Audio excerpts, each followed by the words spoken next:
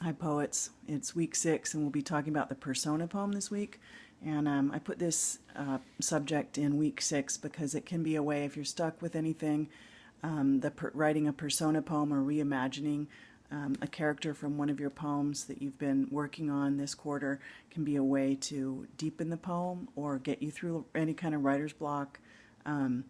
It's fun to imagine what perhaps the different people in your work are saying to one another or to the world, or it just, if you're not stuck, it's still a good thing to know about and to think about. And some of the great poems that have been written have been persona poems, dramatic monologues and the like. So as an example of a persona poem, we'll be reading some together this week, Proof Rock and a poem by a poet who I love.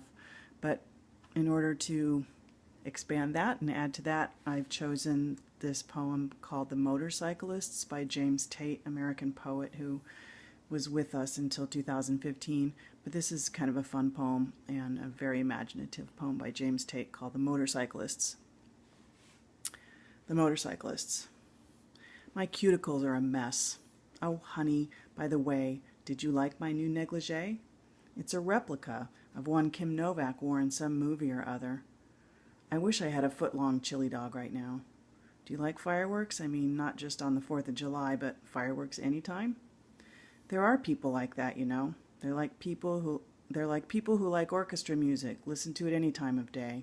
Lopsided people, that's what my father calls them.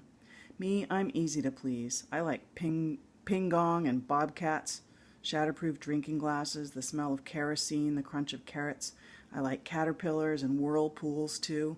What I hate most is being the first one at the scene of a bad accident. Do I smell like garlic? Are we still in Kansas? I once had a chiropractor make a pass at me. Did I ever tell you that? But he was a creep. No, wait. Did I ever tell you that? He said that your spine is happiest when you're snuggling. Sounds kind of sweet now when I tell you, but he was a creep. Do you know that I have never understood what they meant by grassy knoll? It sounds so idyllic, a place to go to dream your life away, not kill somebody. They should have called it something like the grudging notch. But I guess that's life. What is it they always say? It's always the sweetest ones that break your heart. Getting hungry yet, hun? I am. When I was 7, I sat in our field and ate an entire eggplant right off the vine. Dad loves to tell that story, but I still can't eat eggplant. He says I'll be the first woman president. It'd be a waste since I talk so much. Which do you think the fixtures are in the bathroom at the White House, gold or brass? It'd be okay with me if they were just brass. Honey, can we stop soon? I really hate to say it, but I need a ladies' room. So this particular voice that is complex and has darkness and light in it, imagined by James Tate. In imagining someone really, really different from himself, and quite successfully, I think, as well. So we will meet in Zoom at Tuesday at 6 o'clock again to talk about formal metered verse. I've loved the discussions you guys have been having so far. I think they're really wonderful and productive, and there's really no right or wrong. We're on this path together, writing poetry, learning about the art of poetry, and I'm happy I just got a book about Theodore Retke called Straw for the Fire. It's his notebooks and journals.